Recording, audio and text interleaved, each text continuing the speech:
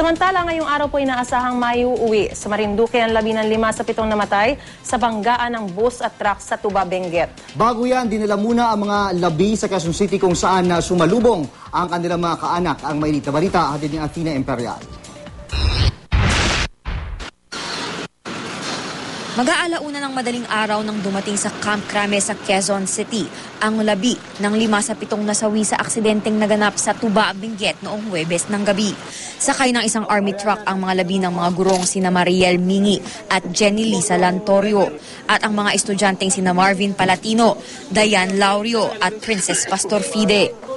Nagtulong-tulong ang mga sundalong nakatalaga sa PMA, mga pulis sa Camp Crame, mga kasapi sa Regional Emergency Assistance Communication Team ng Baguio City, mga opisyal ng lokal na pamahalaan ng Marinduque, CDRRMC Baguio at Marinduque State College para sa maayos na pagdadala ng mga labi sa Marinduque. Inabutan ng GMA News Team na nakaabang ang mga kamag-anak ng third-year college student na si Princess Pastor Fide. Puno ng pagdadalamhati ang mga kaanak ni Princess sa di inaasahang sinapit nito. Ang ama naman ng biktimang si Diane Laurio, malaki ang panghihinayang sa nasawi niyang panganay. Paano po tinanggap nung kapatid niya itong nangyari sa kanyang ate? Actually, nung umalis kami, hindi pa niya alam.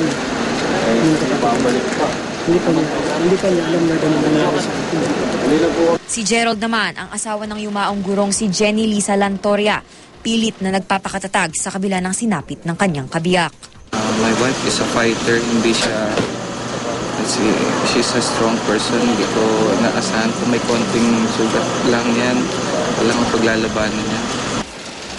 Inaasahang makarating ngayong araw sa Marinduque ang mga labi ng 5 biktima. Isasakay sa Roro ngayong tanghali ang mga labi kasama na rin ang mga nag-asikasong kaanak nila. Athena Imperial, GMA News.